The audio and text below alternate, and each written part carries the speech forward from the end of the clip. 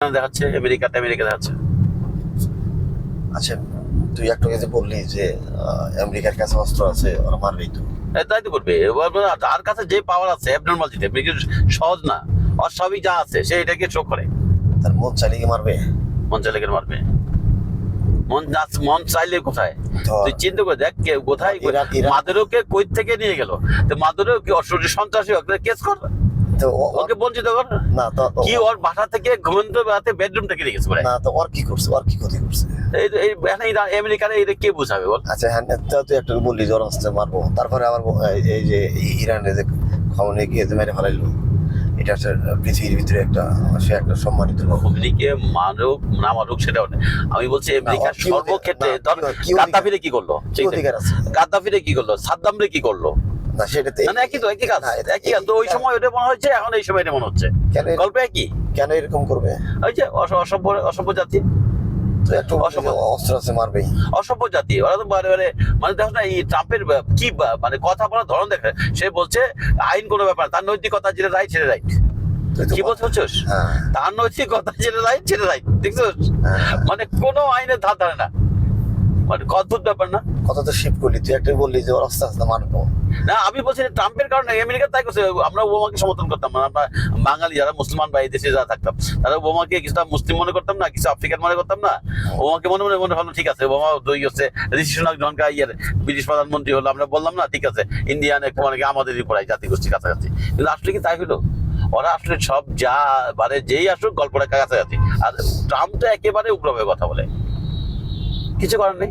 America তাকে vote দিচ্ছে, সে আবার হয়েছে, কিছুই করার নেই আমাদের। এভাবেই চলবে না। হ্যাঁ, এখন আল্লাহ করি, আল্লাহ আমাদেরকে একটা ভালো পথ দেখ, আমরাও ভালো বিশ্বাসী। আমরা যেটা পারতেছি না। সামনে কি হবে তোর মনে হয়? আমার কাছে মনে হয় সামনে আমেরিকা এটা পারবে না, কারণ এখন টেকনোলজি এত বেশি, মানে এই যে ইরানের সঙ্গে যে কনফ্লিক্টটা হচ্ছে, ইরান যে পাল্টা আঘাত করতে পারে, এটাই কিন্তু পৃথিবীর জন্য এক্সাম্পল তার হয়ে গেছে। একা একা এত কাজ করতে পারছে, বুঝছোস? এটাই আমেরিকার জন্য থ্রেট হয়ে গেছে আমার জন্য। চুপে চুপে কিন্তু হেল্প করতেছে। না যেই করুক সেটা কিন্তু ইরান যে আমরা তো এর আগে যুদ্ধ দেখলাম, ইরাক যুদ্ধে কেউ কিছু করতে পারে না, সব ওখানে দুই একটা বিমান আক্রমণ করতে যায়, দুই একটা ফেলায় দেয়। এই হলো মানে সর্বোচ্চ সাকসেস।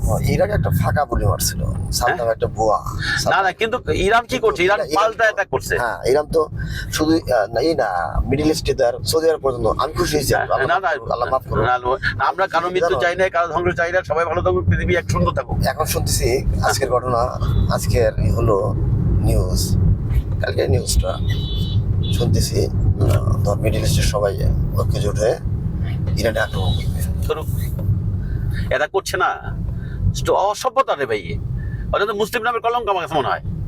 নাই মুসলিম মানে এই যে 10 দেশগুলো নাই ইরানকে সহজের পথে আনবে, অথবা ইরানকে ওরা থামাবে। ইরানের বিপক্ষে যায় কেমনে এরা? ইরানে অন্য জায়গার দেশ থেকে ইরানের উপর আক্রমণ করে কেমনে? এটা বাজে ব্যাপার না? মানে আমার শত্রু তোর বাসা থেকে তোর বাসা থেকে আমাকে আক্রমণ করে, তাহলে তুই আমার শত্রু না? আলটিমেটলি না, ইরানকে যদি ইরানের ভুল হয় ইরানকে সবাই মিলে থামাবে যে ভাই এটা করা যাবে না, তাহলে আমরা সবাই বিপদ উঠবো। কিন্তু তা তো করছে না। ইরানের দিন ছেড়ে সবাই আমেরিকা ইসরায়েলের পক্ষে। ইরানের তো আর পিছনে তাকানোর কোনো নেই, তারা তো সর্বোচ্চ ক্ষতি হয়ে গেছে। না আমি ক্ষতি, আমার কাছে যেটা মনে হচ্ছে আমাদের একতাবদ্ধ থাকা উচিত। যে যদি তুমি জাতি গোষ্ঠী মুসলিম ধরো, আমি যদি এই গোষ্ঠী হয়, তাহলে তুমি ভালো কাজটা করাও, ওই ইরানকে প্রটেক্ট করো। সেটা না, মুসলমান সেটা এক থাকতে হবে। ধর তো খ্রিস্টান, রাশিয়া তো খ্রিস্টান, হ্যাঁ আমেরিকাও খ্রিস্টান, হ্যাঁ, তো ধর ওরা তো এক থাকতে পারে না। ওরা এক থাকা, আমি বলছি তো ওখানে তো ওরা আক্রান্ত হচ্ছে পাশের দেশ ইরাক, পাশের দেশ কুয়েত, পাশের সৌদি আরব আক্রান্ত হচ্ছে, ফিলিস্তিনের রাস্তা আক্রান্ত হচ্ছে, জর্ডান আক্রান্ত হচ্ছে, বুঝতে তাই? এই যে মাঝখানে এই ওমান টোমান এই পাশে কিছু দেশগুলো আছে, হিজবুল্লাহ যে ঘাটিগুলো ঘাটে আছে, এখানে কিছু দেশ আক্রান্ত হচ্ছে, বুঝতে তাই? এই লেবানন টেবানন কি আর কটা দেশ এরা আক্রান্ত হচ্ছে বিভিন্ন সময়। আলটিমেটলি লাভটা কি হচ্ছে? এই মুসলিম দেশটা আর মানে নামে মুসলিম হয় ওটা ট্রেড খাচ্ছে না। তুই মুসলিম এটা ব্র্যান্ড তো আমি তোর ঠিকই আছে, এটা ঠিক আছে, আল্লাহর আইন, আল্লাহর বিধান, তোর মুসলমান এক থাকো, কিন্তু নৈতিকতার একটা প্রশ্ন আসছে না? নৈতিকতার একটা প্রশ্ন আসছে। তুই যদি সৌদি আরবের কথা বললি যে আপনাদের অনেক কার্যক্রম বা তোর অনেক কিছুই হয়, তাই না?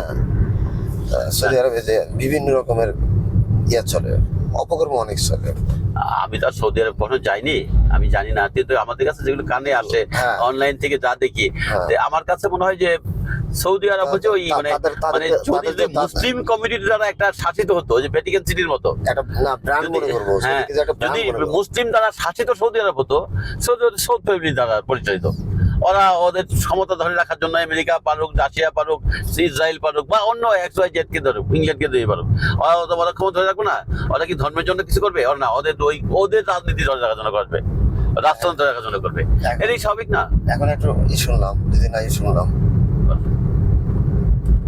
অনলাইন পত্রিকাতেই বললাম যে এই সৌদি আরবই আমেরিকাকে করছে।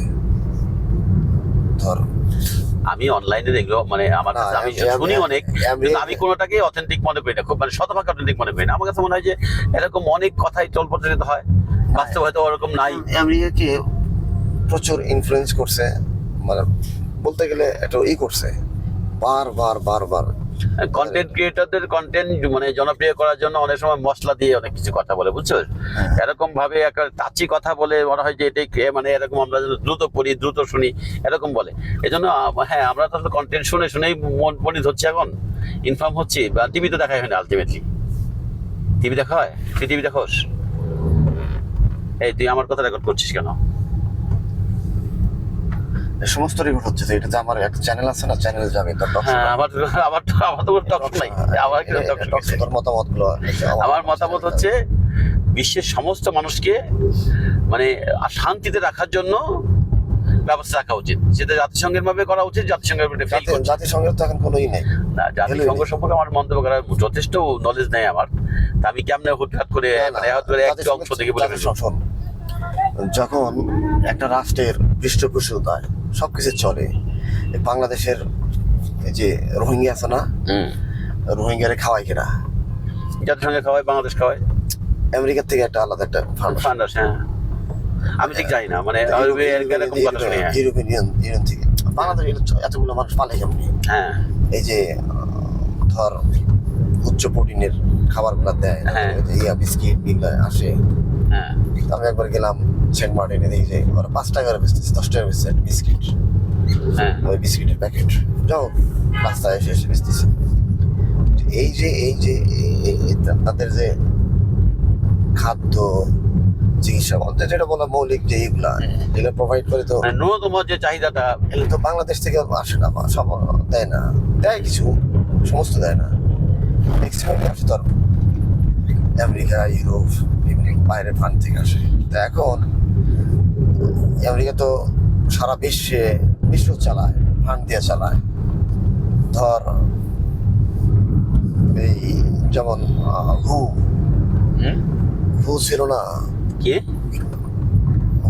World health organisation. হ্যাঁ, হ্যাঁ, তো এখানে ধর তাদের এটা তো একটা জাতিসংঘের একটা প্রতিষ্ঠান। হ্যাঁ, WHO বলবি। হ্যাঁ, কিন্তু এটা চলতো পুরা ফান্ডে, আমেরিকান ফান্ডে। এরকম ধর শত ফান্ড আছে যারা এই প্রোভাইড করে সব ইউএসএ। তো এগুলা ট্রাম্প এসে বন্ধ করে দিছে। তো বন্ধ করাতে অনেক দেশের কিন্তু অবস্থা খারাপ।